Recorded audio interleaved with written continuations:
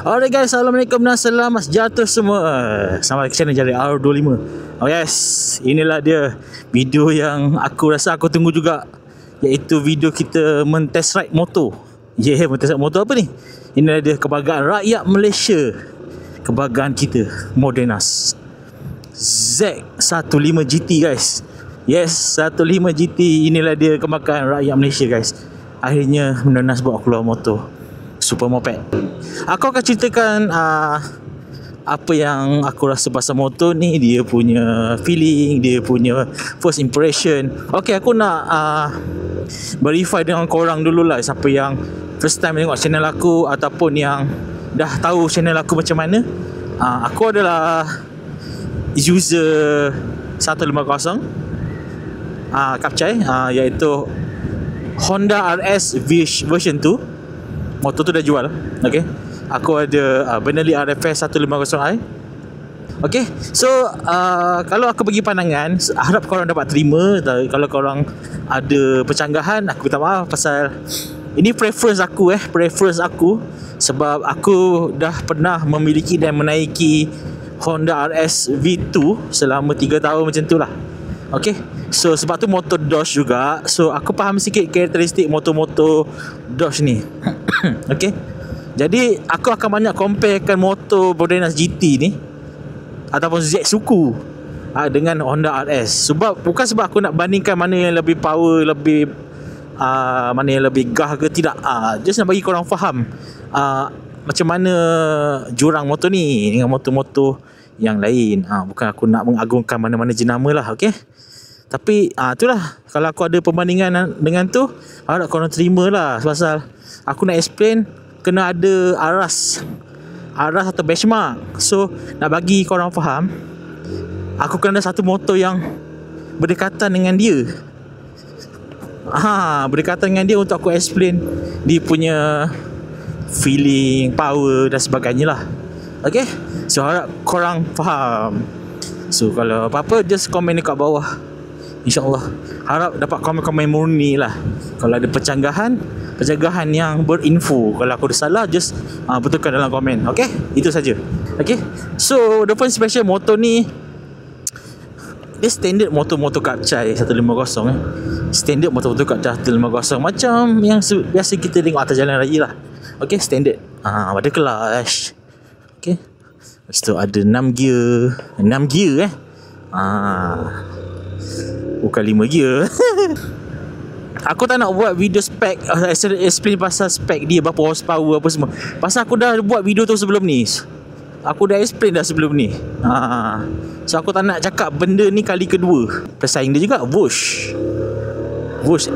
Formica Rosa. Engine dia Z15 GT ni, Modenas ni, dia Dodge kan. So kalau compare dengan motor aku sebelum ni, Honda RS, oleh sebabkan kedua-duanya memakai Dodge juga, so kita nak tahu mana lagi sedap. Sedap tu macam mana? Sedap masa bawa lah, bukan pasal power aku tak cerita lagi. Sedap yang mana lagi bang?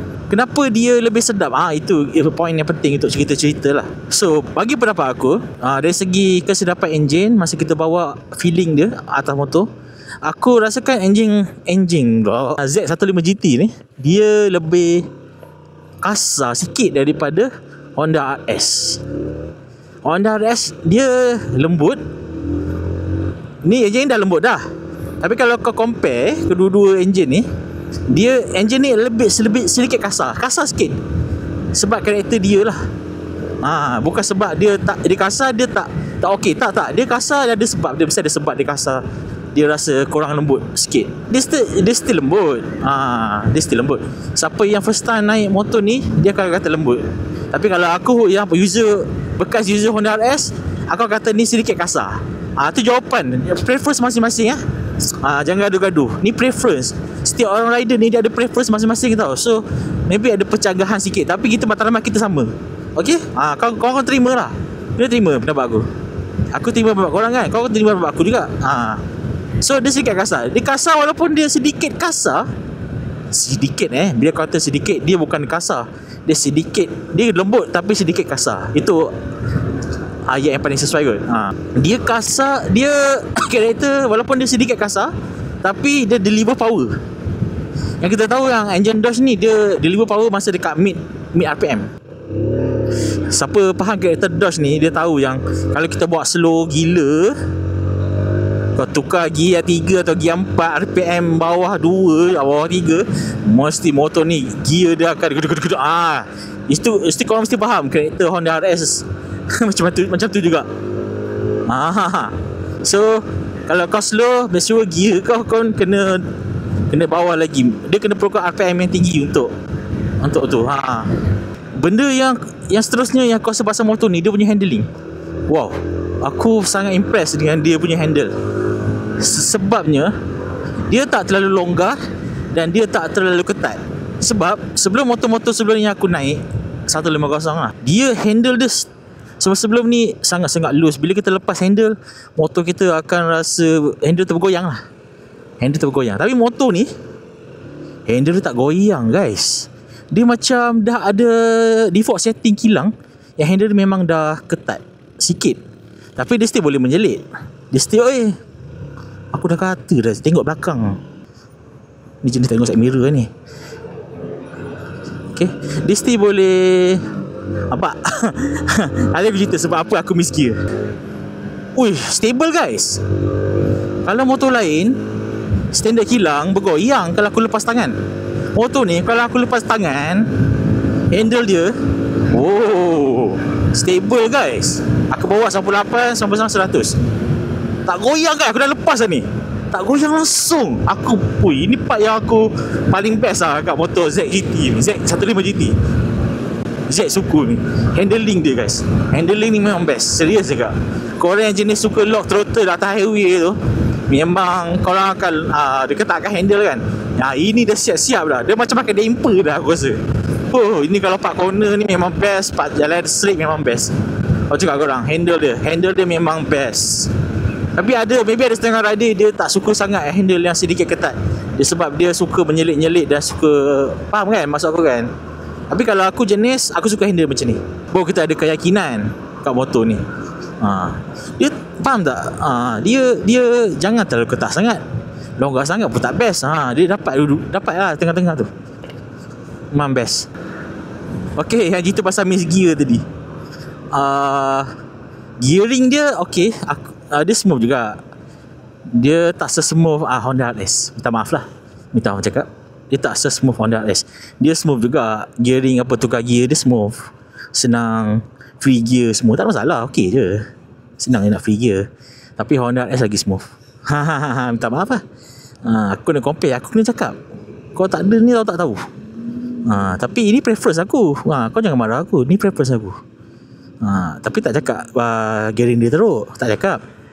Dia punya gap tukar gear tu sangat-sangat besar guys. So kalau kau dah pakai slipper Jepun, slipper jamban, kau tukar gear, kau nak menjongkit gear tu, ya Allah, effort dia. Macam ni tukar gear. Kau faham kan? Dia gearing tu, kadang kaki kita nak songket, gear 1 ke gear 2, tiba-tiba kita terfree gear N. Ni first time bila aku naik ni, aku selalu terfree gear. Terrem, tiba-tiba terrem 1 ke 2, alamak, miss gear. Pasal apa? Pasal setting dia memang gap antara gear tu dia besar. So kau kena pakai kasut untuk kurangkan gap tu. Kalau pakai slipper Jepun, memang cakap korang. Dia punya layout dia pun aku suka. Walaupun meter dia bukanlah macam meter-meter yang ATFT ke apa ke, tapi dia still digital. Fully digital traditional kita panggil. So bagi aku dia tak perlukan meter yang terlalu canggih pun. Sebab bagi aku dia dah mencukupi. Sebab dia ada RPM, dia ada masa, dia ada jam kat situ. Dia ada minyak. Sekejap, dia temperature tak ada temperature tak ada lah guys. Ke aku yang tak nampak? Meter temperature tak ada. Baru perasan. Lepas tu ada trip A, trip B, tak ada temperature guys.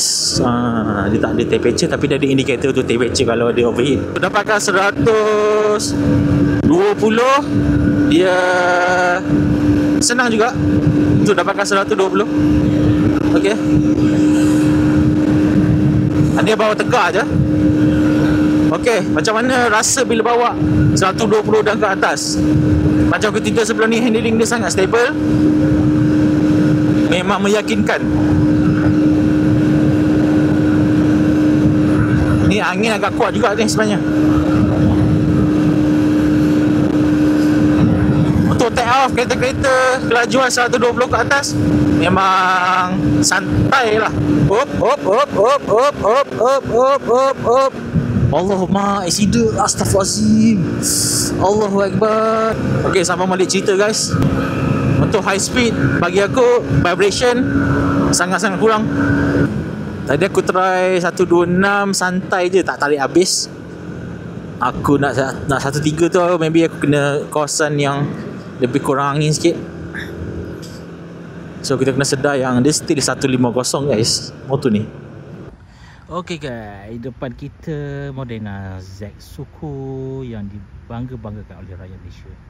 Okay guys, maybe aku boleh ceritakan sikit feeling aku lepas aku naik motor ni lah. Kunci dia pun bagi aku comel. Ini button unlock. Ini dua ni aku tak sure lah, dia sama ke? Aku dah try tu, bunyi dia bising dia punya alarm dia. Braking dia bagi aku walaupun dia single ABS depan je, belakang tak ada. Tapi untuk braking power sangat-sangat mencukupi. Depan pun ada cengkam, belakang pun ada. Aku brake dia mantap lah, brake dia agak mantap. Lepas tu saiz tayar dia pun standard lah. Motor ni dia ringan tau, dia agak ringan. Lebih ringan daripada Benelli RFS aku. So kita tak rasa, kalau lah kita duduk shopping mall, kita duduk alih-alih motor, adjust motor depan belakang, tak ada masalah. Motor ni agak ringan juga. Lepas tu sini dia ada USB untuk charge. Dah apa tak bagi USB-C sekali? Kalau boleh bagilah sekali kan. Sini motor ni tak ada bakul lagi. Aku ambil motor ni memang tak ada bakul. Dan untuk spare part, aksesoris motor ni baru je keluar GV baru keluar. Laju GV buat kerja Main lagi motor-motor Modenas ni, laju buat kerja. Dia dah ada rack daripada GV. Rack yang standard panjang tu dengan rack lipat. Dah ada, GV dah baru je keluarkan. Semalam ke hari ni. Inilah yang aku katakan yang gear, dia punya gap tu sangat-sangat besar untuk kita congkel ke atas. Maksudnya upshift lah, upshift. So kita kena biasakan diri untuk upshift lebih sikit. Bagi aku gap dia sangat besar. Kena pakai kasut. Kalau kaslipa memang pisang. Okay. Ramai yang komplain pasal dia punya sistem keyless dia. Pasal sistem keyless dia untuk macam kita yang baru-baru ni, maybe ada sedikit menyusahkan lah. Pasal setiap kali benda nak buat, contoh kita nak on motor, kan biasa kalau kita on motor, kita dekatkan diri kita dengan kunci dan dah boleh start kan. Tak boleh. So kau kena tekan lama-lama sampai dia keluar hijau, baru boleh start motor. Start emitter lah, on, baru boleh start apa semualah. Okay.